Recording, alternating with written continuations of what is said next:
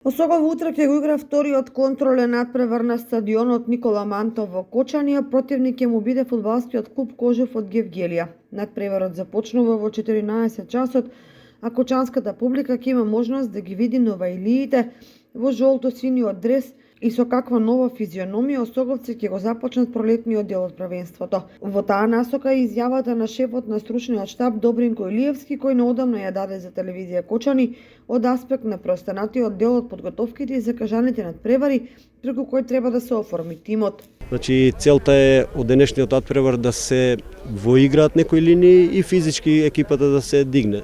Значи, има слабости во моментот, меѓутоа има и доста добри работи кои што ќе се трудиме да ги подобруваме и слабостите да ги отстрануваме. Без разлика што игравме со една млада екипа, меѓутоа тоа се квалитетни, талентирани деца кои што се дел од нив репрезентативци. Таму беше теренот добар, можеше да се игра и навистина игравме добро, што може би малце тој надпревар и не внесе во некои размислувања дека тоа е тоа, меѓутоа уште е рано, подготовките се на некоја средна, има доста работа, екипата уште не е комплетирана, очекуваме уште 2-3 играча да се вратат и мислам дека ќе биде многу подобро. Договорени се на 6 февруари со Кожув, најверојатно тука во Кочани, ќе видиме, зависи од временските прилики.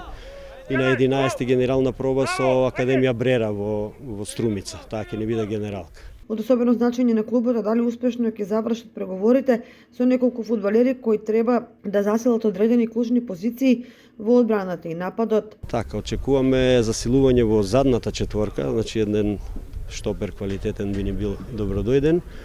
И очекуваме Теодор Николовски од Работнички, очекуваме да се врати, тоа зависи од Работнички, меѓутоа јас се надевам дека ќе ни го отстапат уште 6 месеци, со него веќе тимот ќе има навистина квалитетни карактеристики. Поради фактот дека интензивно се засилуваат и подготвуваат за втората полусезона, речиси сите второлигаши и оние кои се борат за опстанок повеќе од јасно и дека напролет се очекува интересен, возбудлив и неизвесен фудбал.